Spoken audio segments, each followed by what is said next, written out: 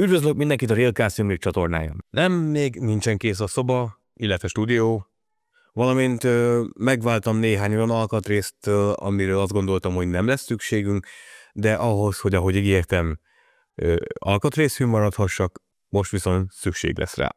Szóval, mivel még nem tudok belevágni az építésbe, úgy gondoltam, hogy bejelentkezek, nehogy azt higgyétek, hogy megint eltűntem. Bár azt sem tudom garantálni, hogy heti rendszerességgel lesznek videók, mert a főállás, család és egyéb problémák közt kell lavírozni. Addig is csinálóként beszélek nektek arról, mit is jelent számomra az alkatrészűség. De előbb jön az intro, mert az kell, mint pálinka a májnak.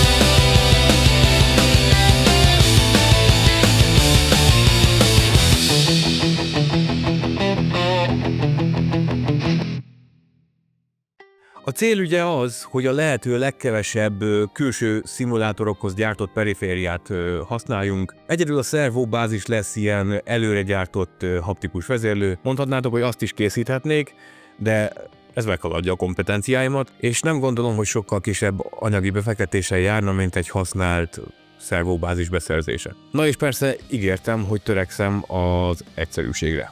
Állandó jelleggel megjelenik az a kérdés, hogy mennyibe kerül egy ilyen szimulátor rig építése.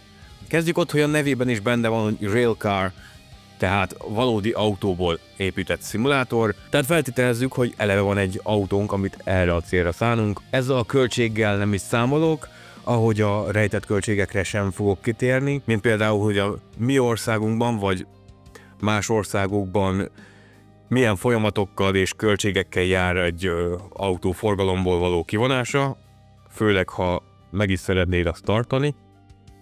Az, hogy egy RCSR építése milyen költségekkel jár, minden esetben az igényektől, a kreativitástól, a problémamegoldás képességétől függ. Meg lehet oldani annyiból is, hogy kiszeded a pedálokat és behelyezed a Thrustmaster pedálsorát, kiveszed a kormányoszlopot és valahogy berögzíted magát a szervóbázist a kormány helyére, és már is egy utastérben tudsz játszani. Ez nyilván megoldható fillérekből, de mi nem elégszünk meg ennyivel. A te szempontodból nem az a kérdés, hogy mennyibe kerül egy RCSR, mert milliós értékekről is beszélhetünk, hanem hogy mit tudsz alkotni abból a pénzből, ami rendelkezésedre áll. És ez a sorozat célja, hogy hogyan tudunk minimális anyagi ráfordításból egy teljes értékű, valódi autóból épített szimulátort kapni. Szóval, mivel egy komplett autó áll rendelkezésünkre, minden periféria kéznél van, amire szükségünk lesz. Természetesen a motorra nincs szükség, de a váltót azt tanácsolom, tartsd meg, ugyanis ezt el fogjuk tenni jó messzire. Az autó valódi váltóját fogjuk használni, az fogja biztosítani a valósághű váltóérzést. Semmi más szerepe nem lesz, szimplán egy rohadt nagy, rohadt nehéz, haptikus rendszer. Maradva a váltónál, ez a váltókulissza. Ez lényegében a beltéri váltókar, az anyagi befektetés ebben az esetben néhány mikrokapcsoló és egy vezérlő panel, például Arduino lesz. A pedálok esetében ez egy fék és egy gázpedál, a kuplungot nem hoztam be. Minden egyes pedált másképp fogok integrálni a rendszerbe, de az alapvető mechanizmus ugyanaz lesz. Ezekhez szintén kell majd egy Arduino, de nem feltétlenül kell majd egy külön, valamelyik másik perifériával össze tudjuk majd vonni a vezérlést, valamint a három pedálhoz egy valamilyen potenciométer, ami lényegében a pedál állását adja át a vezérlőnek. A pedálok alapvető pedálérzetéhez szükséges alkatrészek hiányoznak most nekem, ezért erről most nem is fogok beszélni, legyen egy kis újdonság a sorozatban is. A kéziféket már az első sorozatban, vagy első verzióban is adaptáltam a rendszerbe. Bár a feszítésre, keménységre nem fordítottam különösebb figyelmet, ehhez majd egy csúszó potenciométert fogunk használni, szintén egy Arduino vezérléssel. A kormánykapcsolók vagy BIOS kapcsolók bár a versenyszimulátorok nem különösebben tartanak igényt a kormánykapcsolókra, és nem is minden játék támogatja azt a lehetőséget, nekünk ettől függetlenül célunk, hogy a kormánykapcsolók működjenek.